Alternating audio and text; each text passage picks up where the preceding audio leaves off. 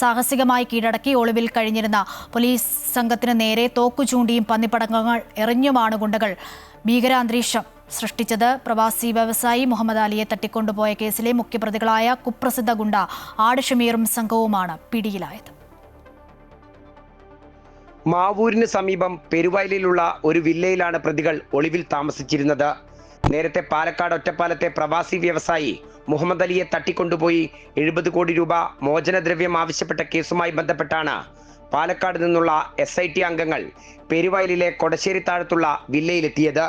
താഴത്തെ നിലയിലെ മുറിയുടെ വാതിലിൽ മുട്ടിയ ഉടനെ പ്രതികൾക്ക് പോലീസാണെന്ന് മനസ്സിലായി. പോലീസിന് നേരെ സ്ഫോടക വസ്തുക്കൾ എറിയുകയും തോക്ക് ചൂണ്ടി ഭീഷണിപ്പെടുത്തുകയുമായിരുന്നു. സംഭവത്തിൽ 4 പോലീസുകാർക്ക് പരിക്കേറ്റു. തുടർന്ന് മാവൂർ കുന്നമംഗലം പോലീസ് സ്ഥലത്തെത്തിയാണ് പ്രതികളെ കീഴ്പ്പെടുത്തിയത്. സംഭവ സമയത്ത് 5 പേരാണ് മുറിയിലുണ്ടായിരുന്നത്. ഇതിലൊരാൾ ഓടി രക്ഷപ്പെട്ടിട്ടുണ്ട്. ഇയാളെ പിടികൂടുന്നതിനായി പോലീസ് അന്വേഷണം ഊർജിതമാക്കി. പ്രവാസി വ്യവസായിയെ തട്ടിക്കൊണ്ടുപോയി മോചനദ്രവ്യം ആവശ്യപ്പെട്ട കേസിലെ 2ാം പ്രതിയായ വിഷ്ണു സൽമാൻ, ആട് ഷമീർ, ഡേവിസ്, ജാംസൺ എന്നിവരാണ് പിടിയിലായത്.